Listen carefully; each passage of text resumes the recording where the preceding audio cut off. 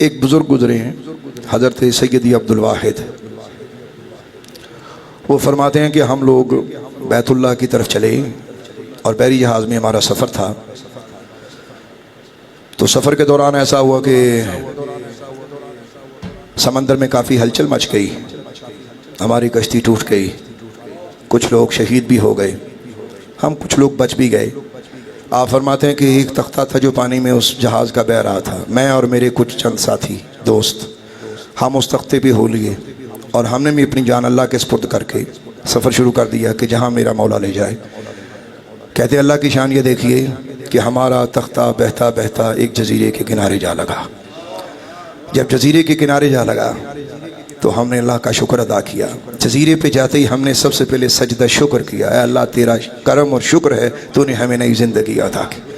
وہ کہتے ہمیں نہیں پتہ چلا کہ یہ جزیرہ کہاں سے آ گیا اور ہم کہاں پہ آئے اور کس جگہ پہ آئے، ہمیں کچھ پتہ نہ تھا۔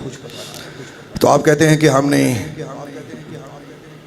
اپنے اندازے سے نماز پڑھی، نماز پڑھنے کے بعد ہم جزیرے پر چلتے پھرتے رہے۔ ہم نے دیکھا کہ جزیرے پہ کیا ہے، ہم دیکھیں صحیح۔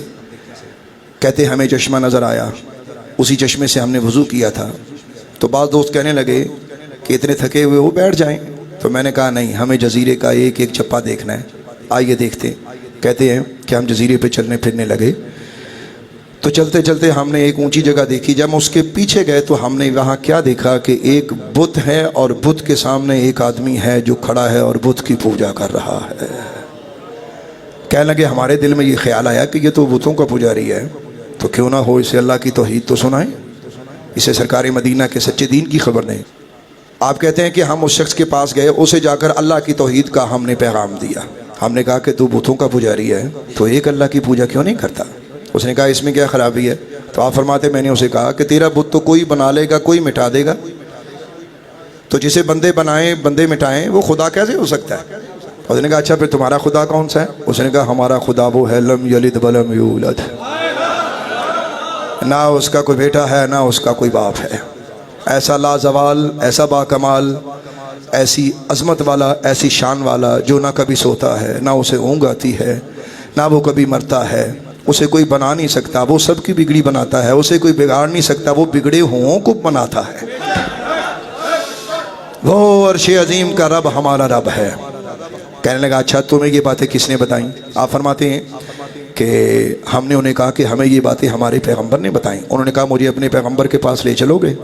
تو ہم نے غمگین آنکھوں سے کہا کہ وہ دنیا سے تشریف لے گئے، اور ان کا پھیلایا ہوا ایک پیغام ہمارے پاس قرآن پاک کی صورت میں موجود ہے، وہ ہمارے پاس ہے، اگر تم کہو تو ہم تمہیں اس میں سے کچھ سنائیں؟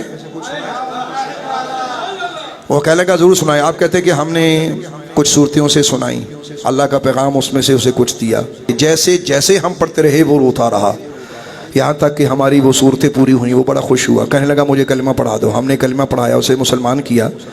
کہتے ہیں کہ اب وہ ہمارے ساتھ رہنے لگا، ہم نے اسے وضو کرنا سکھایا، وہ ہماری طرح سجدہ بھی کرے، رکوع بھی کرے۔ کہنے لگا کہ جب ہم نے عشاء کی نماز پڑھ لی نا، تو عشاء کی نماز پڑھنے کے بعد ہم سونے کے لیے لیٹ گئے، تو جیسے ہم لیٹتے ہیں تو وہ قریب آ کے بولا، کہنے لگا ایک بات پوچھنی ہے بھائی۔ کہتے میں نے کہا پوچھو۔ کہنے لگا یہ بتاؤ کہ تمہارا رب سوتا ہے؟ تو کہتے ہم ایک دوسرے کی طرف دیکھیں کہ یہ نیا نیا مسلمان ہوئے، اس نے سوال کیا؟ ہم نے کہا نہیں، لا تأخذہ سنۃ ولا نوم، اسے نہ اونگ ہے نہ نیند ہے۔ کہنے لگا تم کیسے اس کے بندے ہو، رب جاگ رہا ہے تم سو رہے۔ کہتا ہمارے دل میں مان یہ خیال آیا کہ یہ بندہ آنن فانن اللہ کی معرفت پا چکا ہے، اور یہ یقین بہت بڑی پرواز والا ولی اللہ بنے گا، زندگی جتنے دن بھی ہو اس کی معرفت کمال کی ہے۔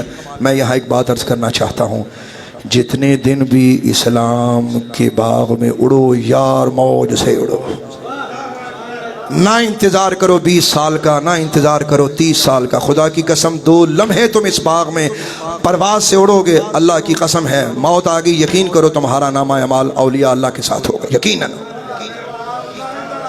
وہ کہتے ہیں کہ ہم بڑے متاثر ہوئے، تو خیر وہ عبادت کرتا رہا۔ جب صبح ہوئی، صبح کی نماز پڑھی، ہم نے کہا بھی اسی طرح ہم مسافر ہیں، ہم بھٹک گئے ہیں، تو ہم نے کہیں اور جانا ہے۔ تو ہمارے پاس کچھ نہ کچھ پیسے اندر کپڑوں کے اندر بندھے ہوئے تھے، وہ کچھ گیلے بھی ہو چکے تھے۔ تو ہم نے وہ اس میں سے کچھ اپنے مال نکال کے اس بھائی کو دینے کی کوشش کی. ہم نے سب نے اکٹھا چندہ جیسے کہتے چندہ اکٹھا کر کے کہا بھائی ہمارا یہ نو مسلم بھائی ہے, چلو کچھ نہ کچھ خرچ کر لے گا. کہتے ہیں ہم نے اسے کہا کہ بھائی ہم نے جانا ہے, تم اس طرح کرو کہ تم یہ رکھ لو. کہنے لگا کس لیے؟ ہم نے کہا کہ دیکھو تم ہمارے بھائی ہو, تمہیں اس کی ضرورت پیش آ سکتی ہے, کہیں نہ کہیں خرچ کرو گے. تو اس نے جو کہا سننے کے قابل ہے. اور مسلمانوں سنو, کان کھول کے سنو. کہنے لگا یار ایک بات تو بتاؤ, جب میں کافر تھا اس وقت وہ مجھے نہیں بھولا, اب تو میں نے کلمہ پڑھ لیا, اب مجھے وہ کیسے بھولے گا؟ چکو اپنے پیسے, مجھے تمہارے پیسوں کی ضرورت نہیں ہے, مجھے میرا اللہ کافی ہے. کہتے کہ ہم حیران پریشان کہ یہ تو آنن فانن سارے مقام درجے طے کر گیا, اسے ٹائم ہی نہیں لگا, ایک رات میں اتنی اڑان. کہنے لگے کہ ہم نے سوچا کہ اچھا 2 دن ابھی اور قیام کرتے, ہم آگے نہیں جائیں گے. کہتے ہیں کہ ہم 2 دن وہاں ٹھہرے. 2 دن کے بعد ہمیں کسی بھائی نے آ کے بتایا کہ وہ بہت بیمار ہے. اچانک وہ سویا نہیں ہے, جب سے کلمہ پڑھا ہے اس نے, اسے نیند نہیں آ رہی, وہ سو نہیں رہا اور بیٹھا ہے اور بیمار شدید ہو گیا. کہتے ہیں ہم اس کے قریب گئے تو وہ کہنے لگا مجھے لگتا ہے کہ میرا پیغام اجل آ گیا, مجھے لگتا ہے, لیکن تم گواہ رہو کہ میں دین اسلام پر ہوں. کہتے ہاں ٹھیک ہے. ہم نے کہا اللہ تیرا قبول کرے, تیرا عشق قبول کرے, تیری محبت قبول کرے. کہتے ہیں جب ہم رات کو دوبارہ اپنی جگہوں پہ آئے نا, تو وہ اپنی جگہ الگ ہو کے عبادت کیا کرتا تھا. آپ فرماتے ہیں کہ ہم سارے بھائیوں نے ایک ہی خواب دیکھا اور صبح اٹھ کے ہم نے ایک دوسرے سے شیئر کیا. وہ خواب کیا تھا؟ وہ کہتے ہیں ہم نے ایک بہت بڑی بلڈنگ دیکھی کہ اس بہت بڑی بلڈنگ میں, بہت بڑی عمارت میں, بہت بڑے محل میں ایک تخت ہے, اور تخت کے اوپر ایک خوبصورت ترین عورت بیٹھی ہے, اور اس عورت کے ساتھ یہ شخص بیٹھا ہے اور وہ دعا مانگ رہی ہے ایسے کہ اے اللہ اس کو جلدی مجھ سے ملا دے, اس کا ہجر مجھ سے برداشت نہیں ہو رہا. کہتے جیسے ہی ہماری آنکھ کھلی ہم بھاگتے ہوئے اس کے پاس گئے. ہم نے دیکھا کہ وہ آخری سانس لے رہا تھا. کہتے ہم نے کلمہ پڑھا, اس کو پڑھایا, اس نے کلمہ پڑھا, اس کا روح قفس انصری سے پرواز کر گیا. ہم نے نماز جنازہ ادا کی, وہیں اس کا مدفن ہوا. اس کی قبر ہم نے وہاں جزیرے پر بنائی. تو پھر اگلی رات آگئی, ہم سوئے.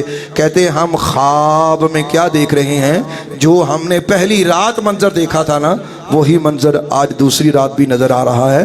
وہ تخت پر بیٹھا ہے. فرق یہ ہے کہ اس کے پاس جو کھڑی عورت تھی تو اس کی طرف اشارہ کر کے کہتا ہے بھائیو 3 دن کا اسلام مجھے کیا دے گیا, دیکھو میں نے سچے دل سے اس مولا کو مانا ہے, اس نے یہ حور بھی مجھے دی ہے, مجھ سے راضی بھی ہوا ہے.